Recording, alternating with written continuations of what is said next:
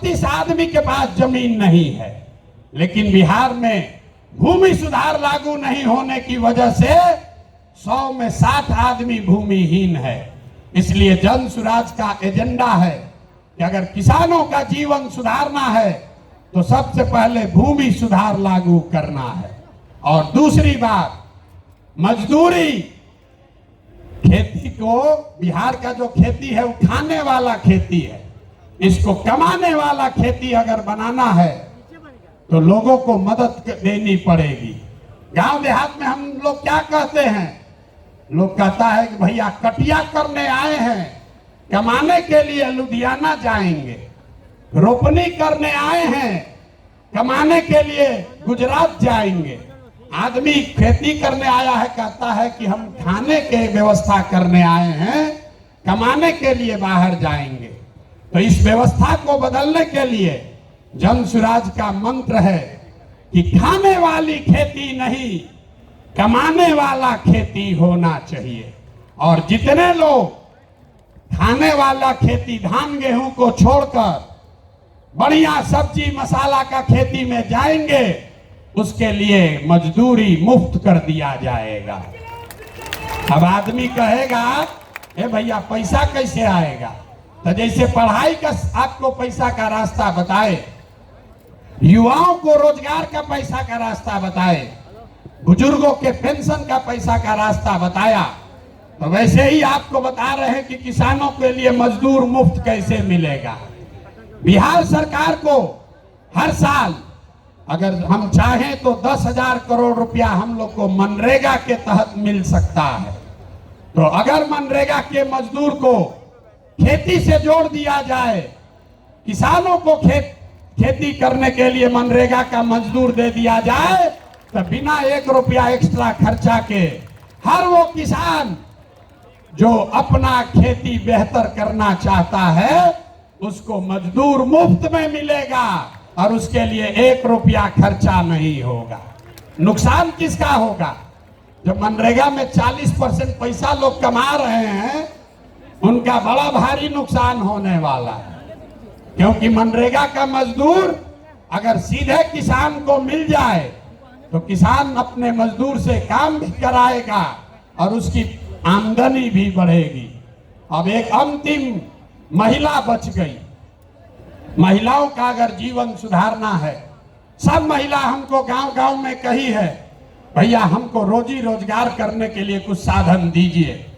तो हम लोगों ने तय किया कि बैंकों को ये कहा जाएगा कि जो भी महिला लोन लेना चाहती है रोजी रोजगार के लिए, उसको 4% सालाना पर 4%, अभी जो जीविका वाला चल रहा है इसमें 2-2.5% महीना का लगता है, सालाना 30% ब्याज। और हम लोग कह रहे हैं कि सिर्फ 4% सालाना पर हर वो महिला जो कोई ना कोई रोजी रोजगार करना चाहती है उसको सरकारी गारंटी पर लोन दिया जाएगा और बाकी का 6% सरकार देगी। होना चाहिए ना भाई? तो एक बार जरा हाथ उठाकर बताइए, 5 एजेंडा पास कर रहे हैं आप? ये 5 एजेंडा पास कर रहे हैं ना? इसको आगे बढ़ाया जाए ना? ये 5 से भला होगा ना बिहार का? तो ये सब हो जाएगा तब ना होगा जब सरकार बनेगा। सरकारें नहीं बनेगा तो खाली भाषण होगा। तो सरकार बनाने के लिए लोग कहे ये भैया पैदले चलते रहिएगा, पार्टियां न बनवाइए। तो पार्टी बन गया, पार्टी बन गई, लेकिन हमने आपसे वादा किया था कि हम इसके नेता नहीं बनेंगे। नेता तो कोई बिहार का लड़का ही बनेगा, कोई बिहार का बच्चा बनेगा। लोगों ने कहा कि आपके जितना तो कोई काबिल आदमी बिहार में मिलेगा नहीं। हम आपको अभी दिखाते हैं, आपके मंच के सामने यही खड़ा करेंगे कि अब दल बना है और दल का नेतृत्व जिस व्यक्ति को दे रहे हैं, दल का नेतृत्व जिसको दे रहे हैं, कार्यवाहक अध्यक्ष जिसको नियुक्त किया जा रहा है, देखिए कैसे सब एकदम ध्यान से सुनने को खड़ा। अपना बच्चा का बात हुआ तो सो रहा था, आज जैसे बोले कि दल का अध्यक्ष घोषित कर रहे हैं, तो देखिए कैसे सजग हो गया। तो जो अभी दल के अध्यक्ष बनेंगे उनका परिचय कराऊं, उससे पहले आपको बता रहा हूं कि ये कार्यवाहक अध्यक्ष हैं।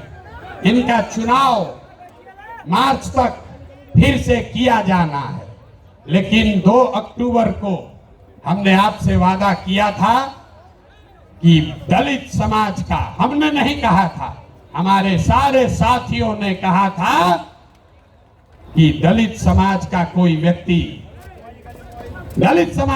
व्यक्ति इस दल का नेता बनेगा। इसलिए नहीं कि वो दलित है, इसलिए नहीं कि कोई अति पिछड़ा है, इसलिए कि वो सबसे काबिल आदमी है जो दलित भी है। ये फर्क समझिए।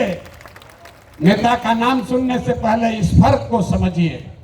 जब हमने कहा कि जिसकी जितनी संख्या है उसको उतनी भागीदारी दी जाएगी, तो लोगों ने कहा कि ये भी तो वही जात पात बतिया रहे। नहीं, जन सुराज में जात पात के आधार पर जगह नहीं मिल सकता है, लेकिन जन सुराज की सोच है कि हर समाज में काबिल आदमी है और हर काबिल आदमी का कोई न कोई जाति है, समाज है।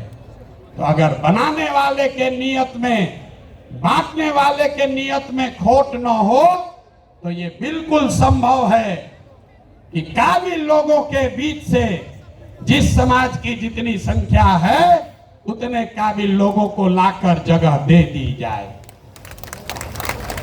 तो अभी जिनका मैं नाम ले रहा हूं, हमारे साथी जिनको ये जिम्मेवारी दे रहा हूं, सभी से सलाह करने के बाद जिनके नाम पर सबकी सहमति है, वो सज्जन